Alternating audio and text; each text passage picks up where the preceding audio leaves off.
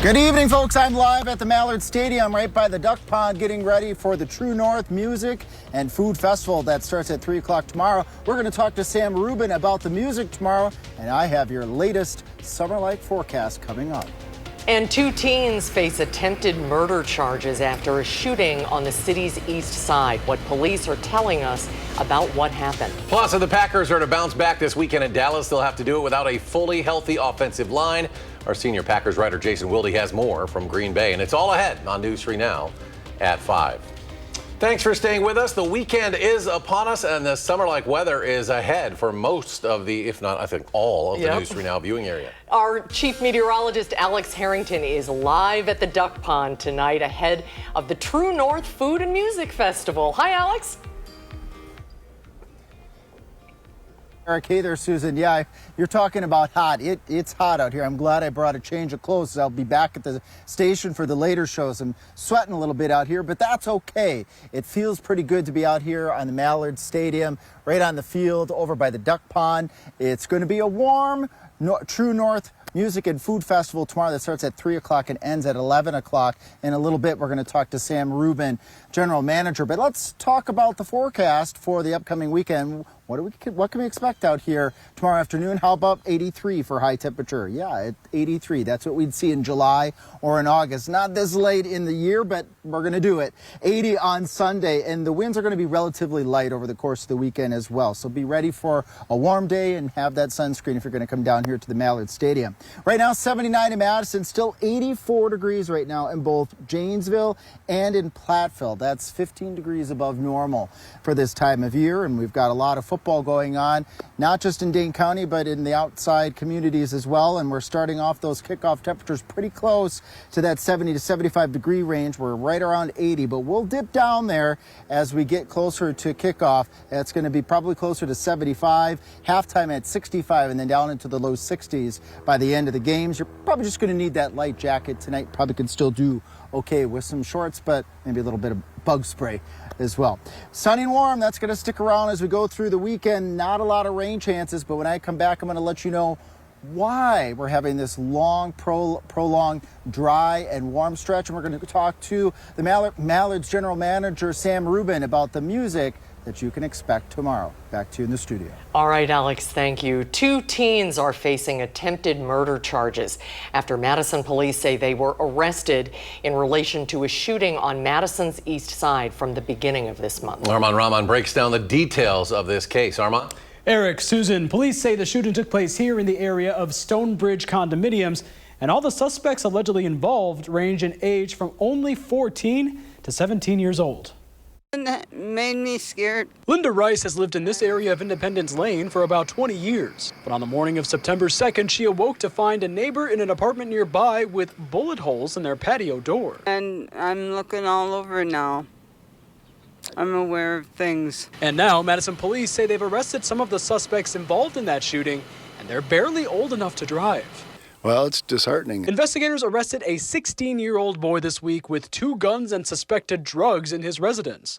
He was booked into Dane County Jail on attempted first-degree intentional homicide. A 15-year-old boy was arrested the following day with a loaded gun and was booked into jail on the same attempted murder charge. Don Russell lives in the neighborhood of houses nearby where the shooting happened. I was out walking my dog late at night. I'd been down at the neighbors in the backyard and heard what I just thought was fireworks, which, is common. When he learned it was gunshots and the ones pulling the triggers were teenagers. You like to think your neighborhood is safe and you don't have to worry about things like that. I never think about it when I'm out walking at night with the dog or whatever, and I just don't know what I would do or how I'd react if it had happened to me. Officials say another 17-year-old boy had been involved and was arrested this week with a loaded 9mm gun on probation and gun possession charges. It was pretty sad to hear. That was, average 16, how old they were. They should know better.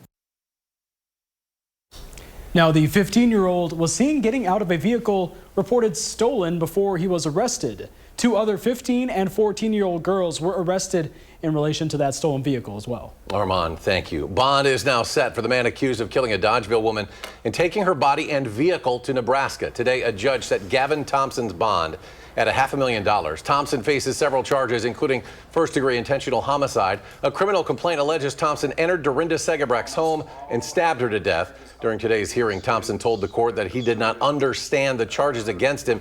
His attorney, Michelle Marie Dietrich, raised concerns about his competency to stand trial.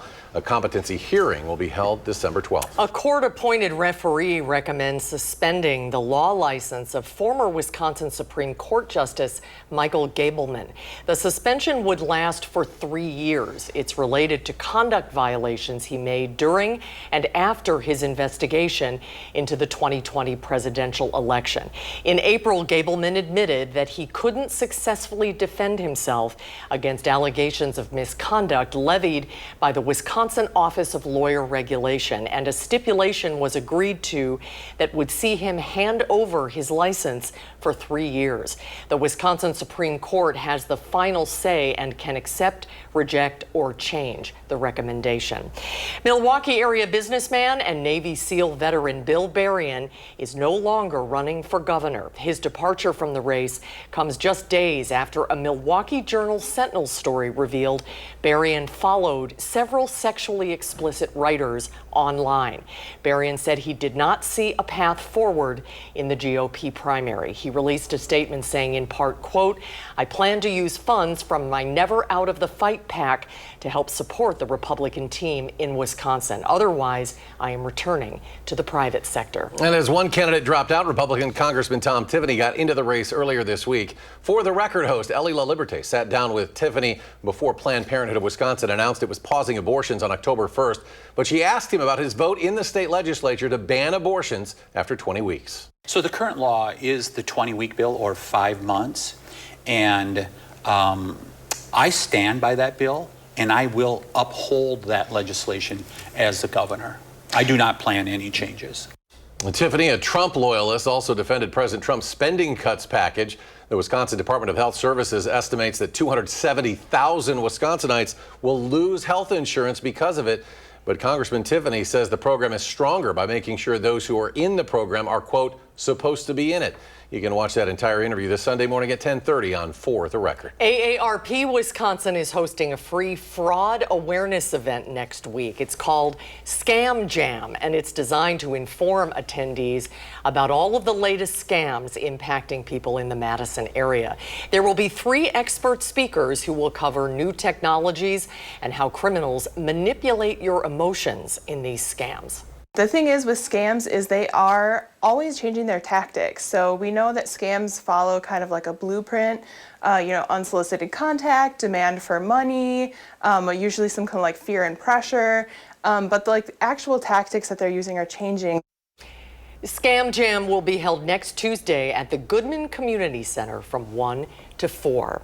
And the Packers are getting ready for their game this weekend in Dallas. Well, their offensive line looks like a MASH unit. News 3 Now senior Packers writer Jason Wilde has more on who's on that injury report.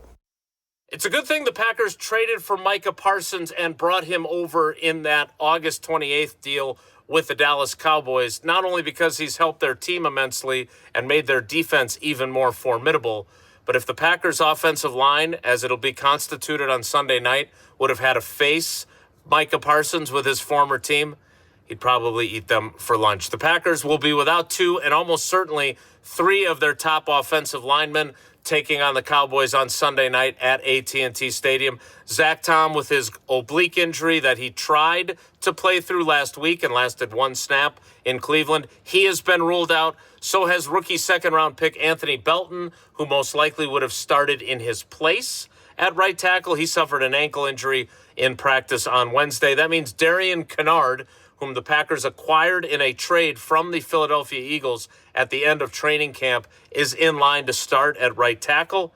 He's also Dolly Parton's distant relative, which is an interesting tidbit about him. And then at left guard, they will most likely not have Aaron Banks. He suffered a groin injury in Cleveland. He is listed as doubtful, and players that are listed as doubtful very rarely play in games. So if he is out, it will be Jordan Morgan, the team's 2024 first-round draft pick, starting at that spot. We will see how the line handles a struggling Dallas Cowboys defense and whether they can effectively protect Jordan Love. But again, at least they don't have to protect him from Micah Parsons. We'll have full coverage leading into the game and on game day on channel3000.com.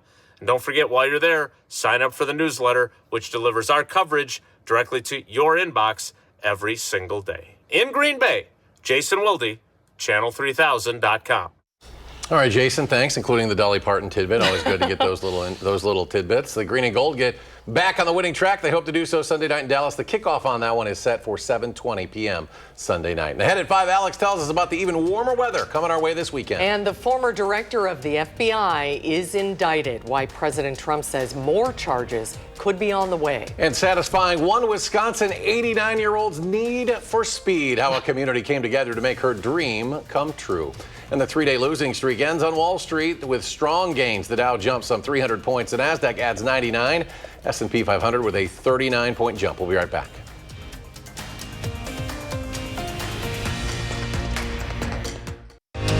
You're watching News 3 Now at 5.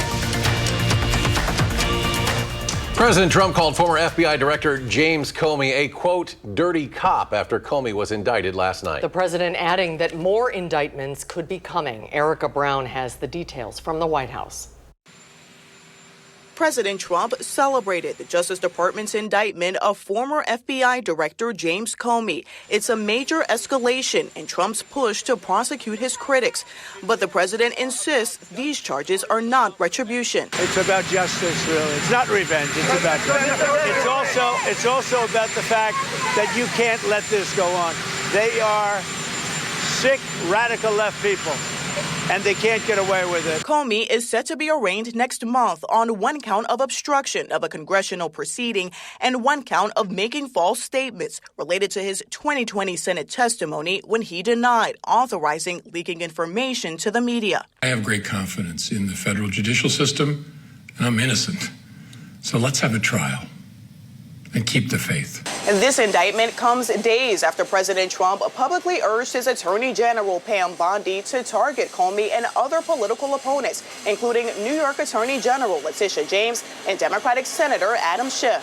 They weaponized the Justice Department like nobody in history. What they've done is terrible.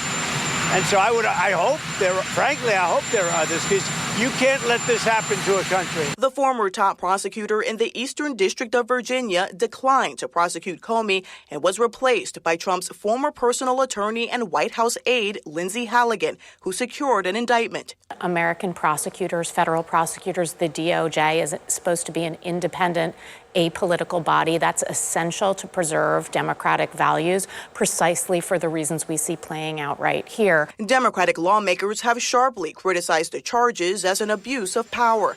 Erica Brown, CBS News, the White House. Now here in Wisconsin, the summer-like weather continues, making for a great weekend to get out. And Alex is at the Duck Pond ahead of the True North Festival. Madison Magazine is a proud sponsor of this event. It takes place tomorrow, and it's a hot one out there tonight. Hi, Alex. Hey there, Eric. Hey there, Susan. Yeah, I kind of want to go jump in the pond. It's pretty warm out here for a very late September day, but I'm joined by a very special guest. This is Sam Rubin, GM for the Madison Mallards, and we were chit-chatting before about all the festivities that are going on tomorrow. Yeah. We were talking earlier about the food, but tell us a little bit more about the music that we can expect tomorrow. Yeah, so our headliner tomorrow is Pokey Lafarge, and he is very much like a soulful, jazz, bluesy type. Think like speakeasy, 20s sort of feel. Cool. And that's sort of the feel that we've gone for all of our bands. So we have DJ Phil Money, that's DJing in between.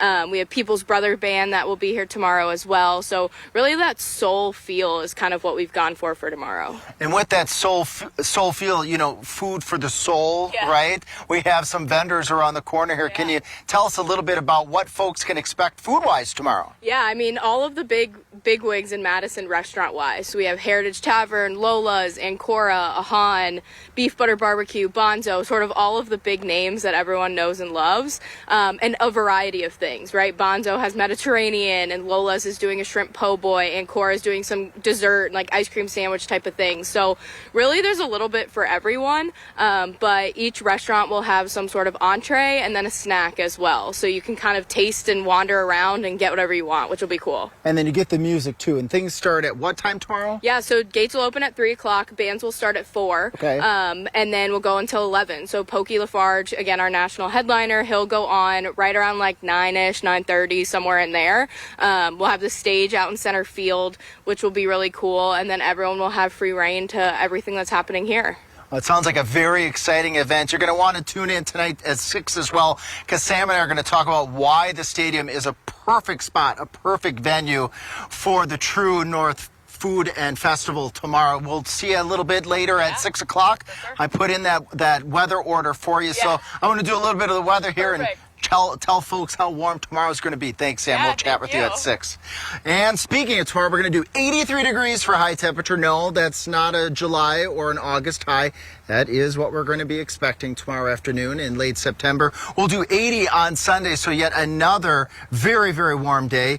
We're going to get through a little bit of patchy fog, too. I don't want to dismiss that possibility tonight. Wouldn't be surprised to see some localized areas having some dense fog advisories. If this verifies from 12:30 in the morning going to about 6 o'clock, seeing some local areas getting down to zero visibility, you're going to want to take it easy if maybe you're heading to the farmers market tomorrow morning before coming up here on the other side of the lake for the festival. But that fog's going to burn off quickly. We'll have visibilities improving rapidly by late in the morning. That's going to allow the sun to get down to the ground, warms up the air near the surface, and that's how we get those temperatures to really crank on up. After lows in the 50s to near 60 degrees, again, we're going to do high temperatures tomorrow in the low to mid 80s. We could have 84 to 85 degrees in parts of southern Wisconsin tomorrow. Normal high. Look up at the very top of this graphic here. Average high for this time of year, 69 degrees. It's incredible how warm we're going to be tomorrow. And this warm weather pattern, it's going to stick around for the next 10 days. And the only chance of rain that we have here, just a tiny chance, a wee chance, as we go out into the following Saturday and going out to the following Sunday. Again, you're going to want to join us at 6 o'clock for this 6 o'clock newscast. We're going to talk with Sam again why the Madison Mallard Stadium is a perfect venue for the True North Festival. And I'm also going to talk a little bit more why we're having this prolonged period of warm and dry weather. So Alex Arrington here live at the Madison Mallard Stadium, sending things back to you in the studio. All right, thank you, Alex. We'll see you at 6. And still to come at 5, making an 89-year-old woman's dream come true. We'll tell you how a community came together to make it happen for this Wisconsin thrill seeker.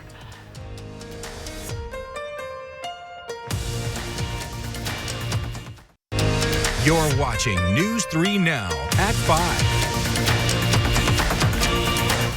Well, age is not slowing down one Rhinelander woman's need for speed. This week, a car show was held at a senior living facility, making an 89-year-old's dream come true, complete with burnouts. Shauna Johnson has the story.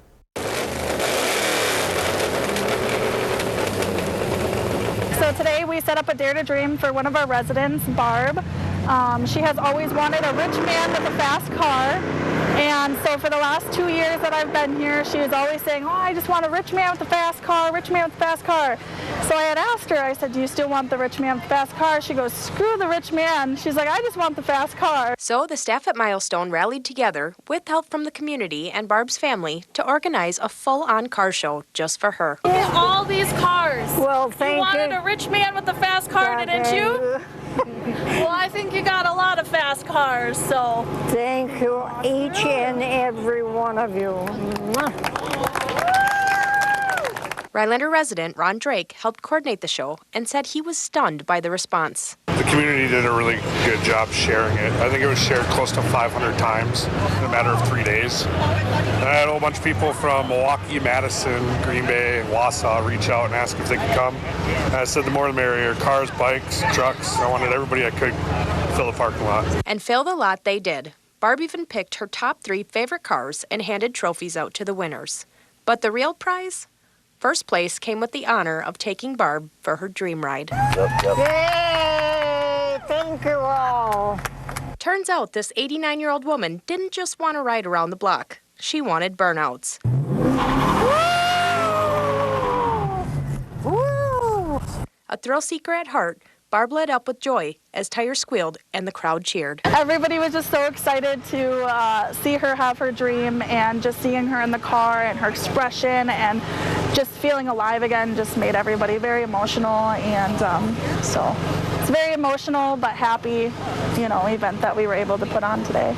Barb proved today that horsepower, and maybe even a burnout or two, really does keep you young.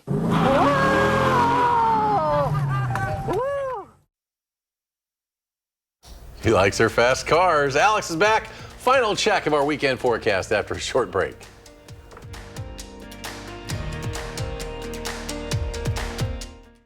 Former FBI Director James Comey indicted just days before the statute of limitations expired. What this could mean for more of President Trump's political opponents. And Steve Hartman goes on the road and meets a young Phillies fan with a very big heart. That's tonight on the CBS Evening News. And coming up at 6, a temporary homeless shelter in Madison is closing. Who is impacted and what's next for them? That's the top of the hour on News 3 Now at 6. Let's go back out to Alex. One final check of the forecast at the Duck Pond. Alex?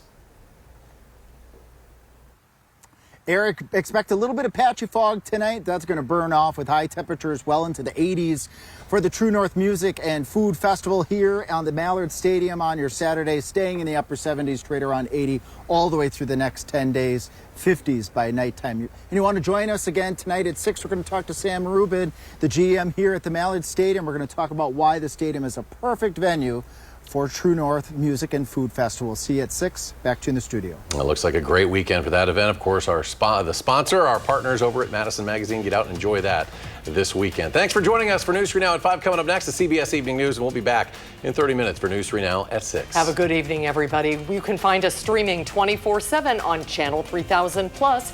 See you at 6.